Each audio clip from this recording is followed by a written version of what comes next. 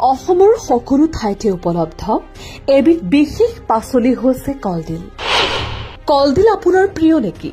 নাইবা কলডিল খাই ভাল পায় নেকি? যদি হয় তেন্তে আপুনি জানেনে কলডিল কেৱল এবিধ পাচলি নহয়,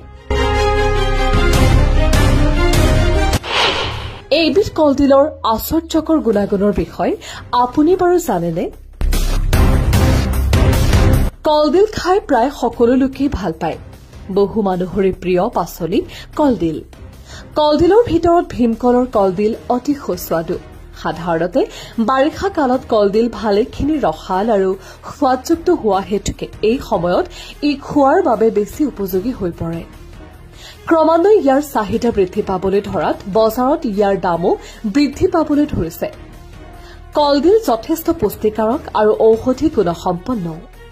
পাৰ মাংস আৰু কলডিল অসমীয়া সমাজত অত্যন্ত জনপ্ৰিয় ৰেচিপি। কোনোৱে কলডিল মিহিকৈ কুটি শুকানকৈ ভাজি খাই ভাল পায়। ইয়াত জালুক, আদা, নহৰু, পিঁয়াজ, জলকীয়া আৰু মছলা সঠিক পৰিমাণত পৰিলে সোৱাদ দুগুণে চৰে। বহুতে কলডিল আৰু বুটৰ ভাজি খাই ভাল পায়। কোনোৱে দাইলৰ লগত মিহলাই জুলীয়া আঞ্জা পচন্দ কৰে। কোনোৱে চাটনি বা চুপো বনাই খায়। কোনোৱে বইল কৰি পিটিকা কৰি খায়। কিন্তু লাগতিয়াল কথাটো হ'ল আপুনি যেনেকৈ খালেও কলডিলৰ উপকাৰিতাখিনি পাবই।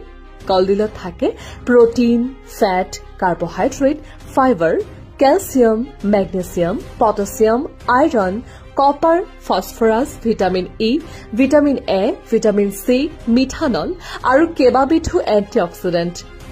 কলডিলত থকা ফ্লেভনইড হ'ল কেৱল গছ-গছনিত থকা উপকাৰী ৰাসায়নিক পদাৰ্থ, যাৰ উপস্থিতি হ'ল মানৱ শৰীৰৰ ৰোগ প্ৰতিৰোধক অৰ্থাৎ ইমিউনিটি বঢ়োৱাত সহায়ক।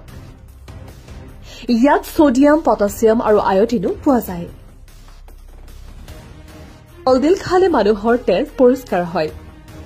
কলডিল ডায়েবেটিছ ৰোগীয়ে খালে তেজৰ ছুগাৰৰ পৰিমাণ নিয়ন্ত্ৰিত হয়।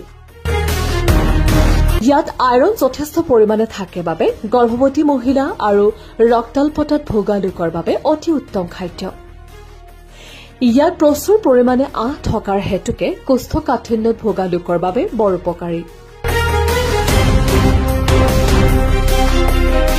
ভীমকলৰ দিল নিম্ন ৰক্তচাপত ভোগা ৰোগীৰ বাবে মহৌষধ বুলি কোৱা হয়। কলডিল খালে শৰীৰৰ কটা-চিঙা ঘাঁ সোনকালে শুকোৱা দেখা যায়। কলডিল খালে হিমোগ্লবিন উন্নতি হয়। কলডিলত থকা ভিটামিন আৰু আন লাগতিয়াল তত্বসমূহে শৰীৰক হৃদৰোগৰ পৰা সুৰক্ষা দিয়ে। গতিকে বাৰীতে পোৱা কলডিলেই হওক বা বজাৰতে পোৱা কলডিলেই হওক, খাওক আৰু সুস্থ থাকক।